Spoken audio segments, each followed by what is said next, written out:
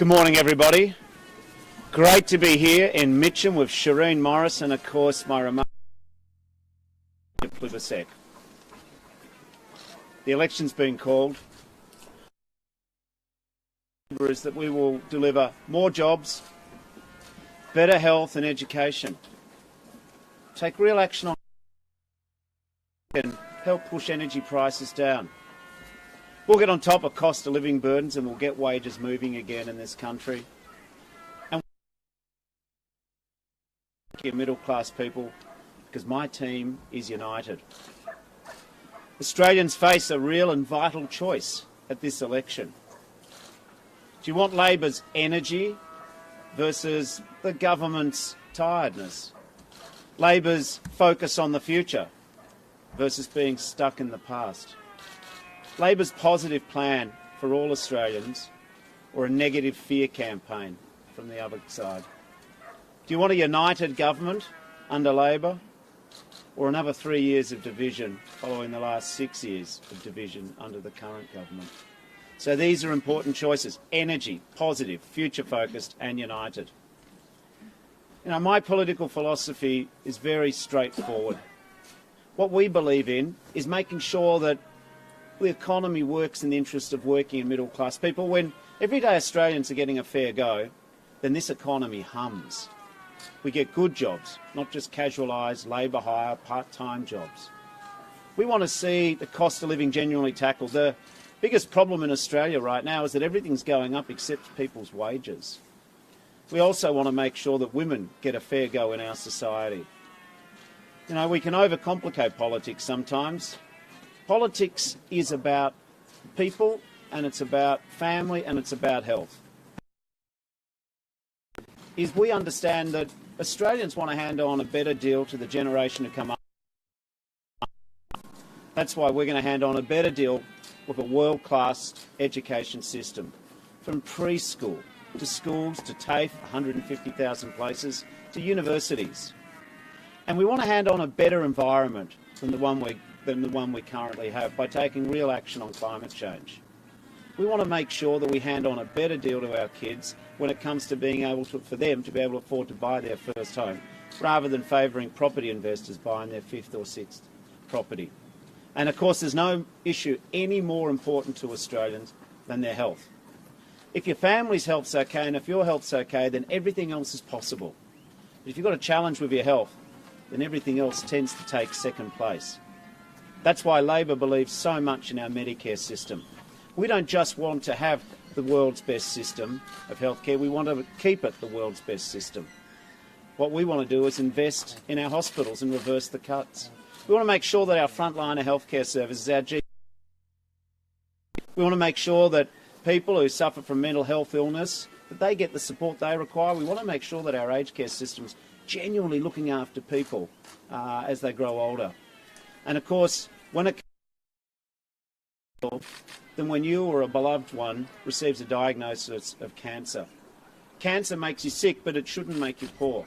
That's why Labor has a vision to walk alongside people when they're in the terrifying battle of their lives. People shouldn't be drowning in thousands and thousands of dollars of out-of-pocket costs merely because a government doesn't properly fund cancer Medicare. So when you look at Labor's vision for Australia, it's an inclusive vision. We can deliver an inclusive vision which tackles inequality, which makes sure that your postcode or how much money you have in the bank doesn't become the sole predictor of how you fare in life. We want the very best for this generation and the next generation, and we can deliver this because we've done the work. I think even our harshest critics would concede that we've been united for the last 6 years, and that's what the Australian people want. They want one Prime Minister for 3 years. They don't want a revolving door of politicians being consumed by themselves. For me, this election is very straightforward. It's a choice about being stuck in the past or a brighter future. It's about having a positive view of what Australians can do together, rather than a negative view telling us to be afraid of each other. It's about handing on a better deal for the future than the one that we've inherited from the past. The last 6 years hasn't been Australia's finest 6 years. There's been instability, growing inequality, there's been wages stagnation, everything going up but your wages, energy prices up, the cost of going to see the doctor or seeing a specialist, the cost has gone up. What we need to do is make sure this country is working in the interests of everyone, not just the top end of town. We've made serious reform decisions to make sure that multinationals pay their fair share of tax. Australians are sick and tired of the big companies doing better and better and better, treating tax as an option, whereas everyday small businesses and medium-sized businesses, pay-as-you-go taxpayers, they just got to pay what they're meant to pay, and they don't have the option of, they don't have the choice of opting out of our tax system. Australia is a great country, and we can make it an even greater country if we make sure that no one gets left behind. This election is about you, the Australian people. It's about you, your family, your health. Labor's got a plan because we're united, we have a vision, and we've got a talented team. If you are dissatisfied, if you want better than the last 6 years, if you want a fair go for all Australians, if you want a government who's united and not constantly trying to tear each other down, then vote Labor on May the 18th. Thank you very much. Mr. Short, you've arrived at a seat with a margin of 6.4%. That suggests that you see yourself as a clear front-runner. Is that how you see it? Not at all. What this suggests is that I get what's going on in Australian families. And that we've made a conscious decision to start in the family lounge room of an everyday Australian family. 2 kids, two marvellous, handsome little boys going to the local public school. Both parents are working. They're not complaining. They know this is a good country. They're paying off their mortgage. They're doing everything they can do to provide the best opportunities for their kids. But this election isn't about the personalities. It can't be about the backbiting and the division. You know what people hate about politics is that too many politicians are consumed by themselves, too puffed up about their own identities, and they're not thinking enough about the people.